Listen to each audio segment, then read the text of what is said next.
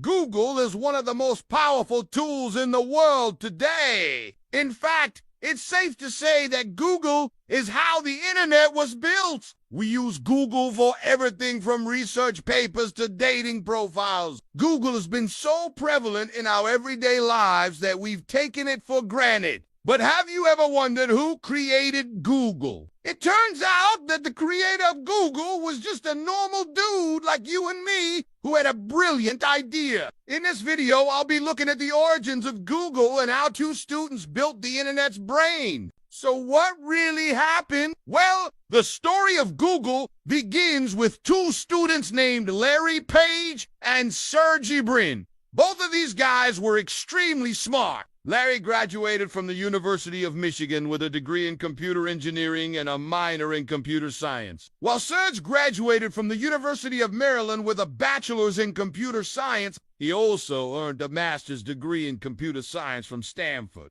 Although both Larry and Serge were geniuses, they couldn't find any success. Like many other people, they were trying to make a name for themselves in the tech world. They didn't know it at the time, but their opportunity would come when they met each other. The two first met when Sergey applied to join Larry's team at a company called Sun. Back in 1995, Sun Microsystems was one of the biggest companies in the world. They dominated the desktop computing space. Basically, if you used a computer back then, it was probably a Sun workstation. When Sergey applied to Larry's team, his application went through multiple rounds before finally making it to Larry's desk. At the time, Larry was managing a team of 40 engineers, so he didn't want to waste time going through dozens of applications every day. That's why he asked his assistant to perform an initial screening. As soon as Larry saw Sergey's resume, he knew that he was special, so he pushed his assistant to hire Sergey as fast as possible. After he was hired, Larry handed Sergey a project that was way above his pay grade. He wanted Sergey to help him with a large project that involved reorganizing Sun's entire code base. Larry already knew that Sergey was the right man for the job. Not only did Sergey possess amazing coding skills, but he was also great at solving problems. By the end of the project, Sergey was not only the lead developer, but he was also Larry's best friend. But as you might have guessed, Sun's management wasn't too fond of hiring fresh graduates, so they often put restrictions on Larry when it came to handing out projects. This meant that Larry and Sergey were unable to work on some of their best ideas. And that's when they decided to move on. In the spring of 1996, Larry and Sergey began discussing the possibility of starting a company together. Now that they were friends, they trusted each other's abilities and they had a shared passion for solving complex problems, so it seemed like a no-brainer to start a company together. For the first couple of months, the two worked on coming up with the perfect product. They looked into the market and realized that there was a huge demand for better search engines. At the time, the most popular search engine was Ask Jeeves,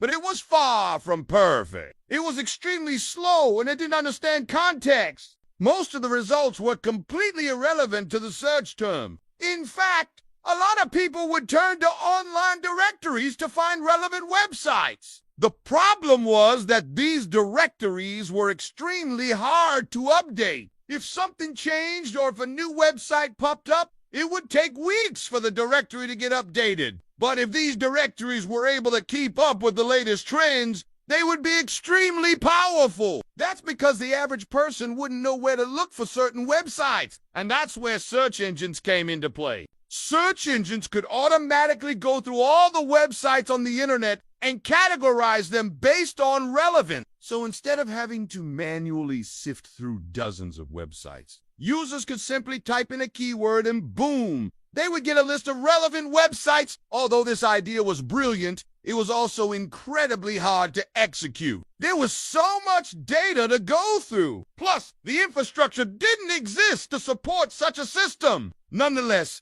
Larry and Sergey were determined to make this a reality. They spent the next year developing an algorithm that could rank websites based on relevance. Their algorithm was like nothing the world had ever seen. Instead of relying on human editors, Larry and Sergey developed a system that allowed crawlers to rank websites based on popularity. This way, the most relevant information would always float to the top. Now that they had the perfect algorithm, Larry and Sergey needed to develop the infrastructure to support it. Back in the 90s, Google wasn't Google. In fact, it was known as... This was because the search engine went through so many iterations before finally being renamed to Google. Anyway, Backroom's infrastructure was built by Stanford's chief information officer.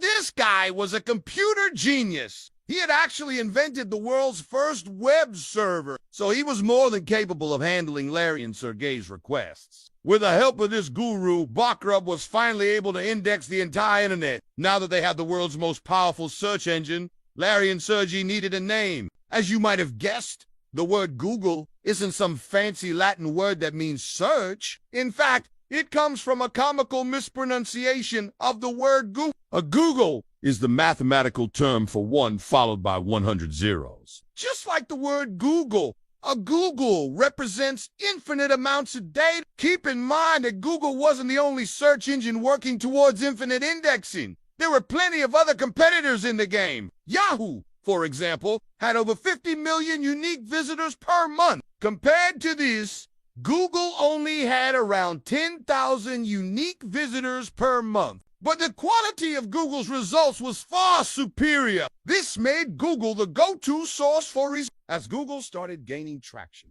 Larry and Sergey knew that they needed to scale. And that's when they reached out to Sun for help. Sun offered to invest $100,000 into Backrub in exchange for 5% ownership. And Larry and Sergey happily agreed. After getting the investment, Larry and Sergey set out to build the ultimate team. They began luring top talent away from Yahoo and other competitors. Within no time, they had assembled a team of 20 engineers. This marked the official launch of Google as a company. But there was still one major issue. Google was mostly used by researchers, which is why Larry and Sergey needed to expand beyond research. They knew that they could never achieve mainstream success unless they got the common people on board. The biggest challenge here was that the average user was uninterested in sifting through hundreds of blue links. So Larry and Sergey needed a way to make Google easier to use. This is when they introduced the world to Google News and These products were pretty different from their search engine, but they all operated on the same principles. Sergey and Larry simply applied their ranking algorithms to news articles and email, and this resulted in a much more user-friendly experience. As you can see, the news showed relevant stories based on your interests, and the inbox sorted emails based on importance. After launching these new products,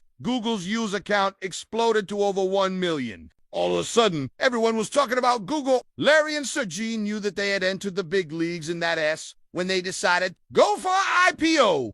On August 19, 2004, Google went public. The IPO price was set at $85 per share, and investors were able to buy in at this price. This gave Google a market cap of nearly $43 billion.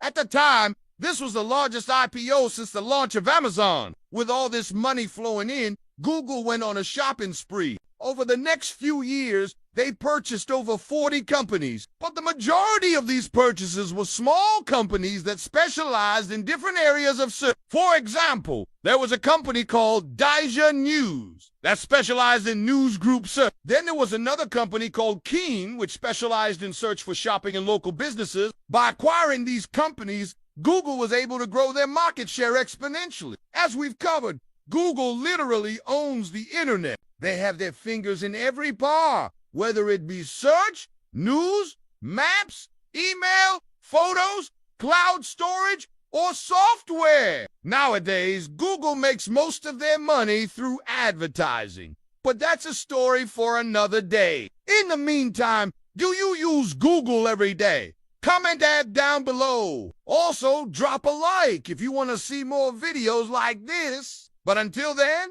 I'll see you guys on the next one.